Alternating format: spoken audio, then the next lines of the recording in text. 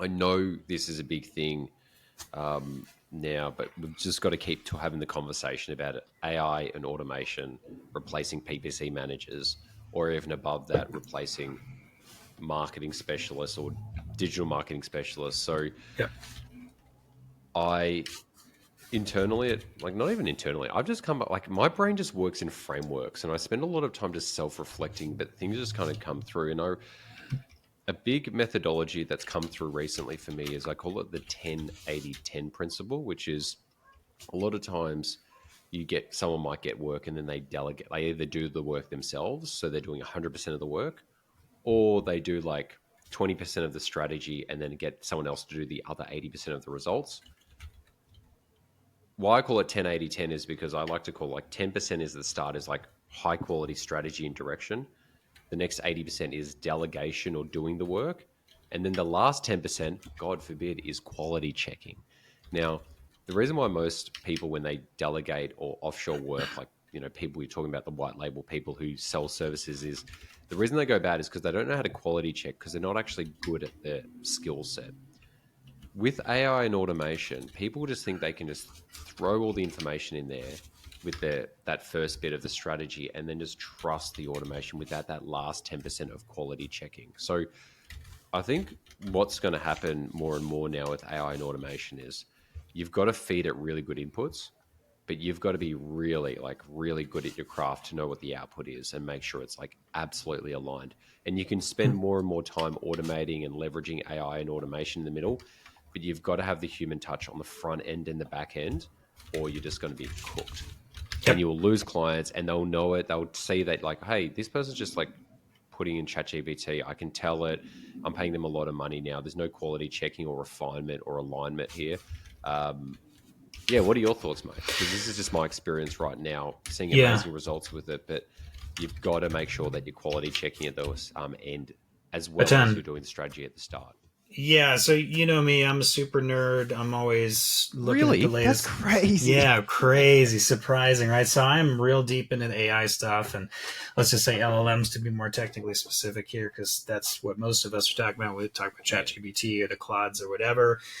We know the major players, in the game with OpenAI and Gemini and Claude, like 3.5 Sonnet, for example. Now Perplexity, okay. I mean, in terms of like the biggest players, though, right? No shade on Perplexity by any means. It has its place. It has its place. But Perplexity we're will talking take about a sponsorship if you still want it. yes, of course. I'm happy to, and we'll talk better about you. Kidding. So we know the major players that we're talking about. Now we've got DeepSeek as well, though we don't know how long it's going to last for certain countries to be able to use that technology, because they're working on enacting laws to not allow people to be able to use those, like in the US. They're worried about DeepSeek or just any? DeepSeek. Yeah, DeepSeek in particular, this is a Chinese-owned company, and they're worried Yeah, about I'm data aware. But mining. why? And I'm not aware of the pushback on it. yeah, so this is a very recent thing, I think as of today or yesterday or something, the recording timing of this recording. But yeah, it's basically they're trying to wrap it in. We don't want us advancing the technologies of China. I guess that's how I interpreted what they're saying.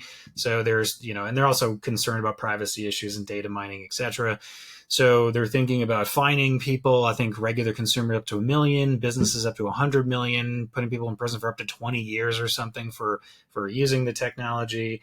Again, as a U.S. citizen, there is, I think, at least one country that's already banned completely at the federal level the usage of DeepSeek. So that's also a player. I was excited about it from an open source standpoint, to be able to see the code, and also the cost effectiveness. I mean, if the rumors are correct, yeah, exactly. Yeah. Versus $200 a month or even $20 a month for OpenAI. Yeah.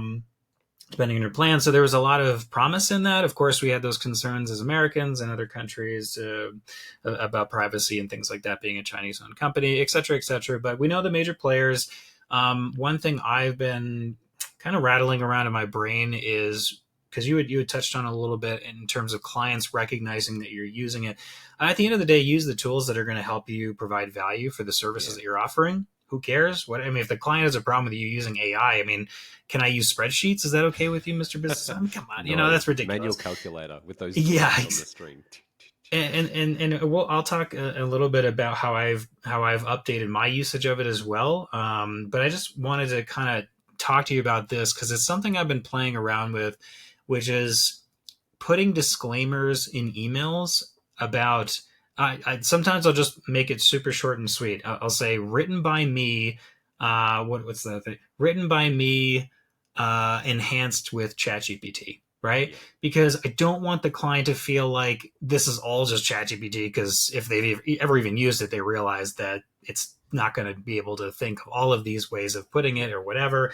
But I also want them to not read it and go, is this even like him? Like, is this just like a bot that's writing it? Yeah. Because look, at the end of the day, I give it all the ideas and the discussion points, things that I know are important, whatever, but I want it to clean it up. It's better at grammar and the misspellings and whatever. And the way of just formatting and making the tone maybe a little bit more professional or whatever. I want that. That's me enhancing the things that I'm giving my clients. I use it a lot for communications. Again, its strength is language. So I try to lean into that and use it for language purposes. But curious, what do you think about that in terms of disclaimers? Because I could really go either way.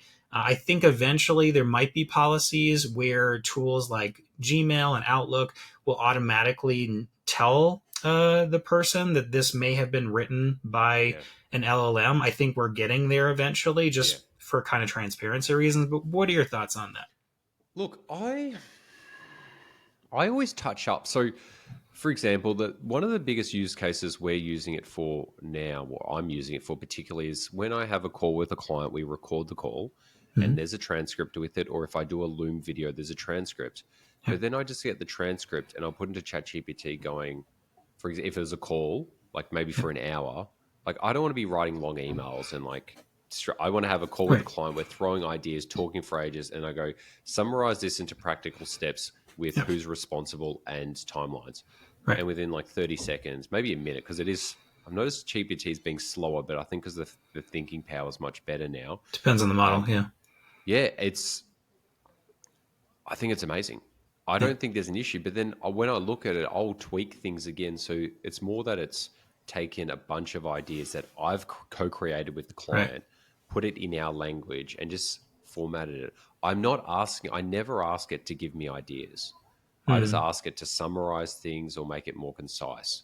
So I'm not asking it to give new ideas or write it in a language or like ways I don't speak. So it looks very Michael Nadalin. Actually, it doesn't, because my like emails to people are just like one lines or like a few lines with some emojis in them. So when there's not emojis there or it's like a bit longer than usual, they're probably like, this ain't him.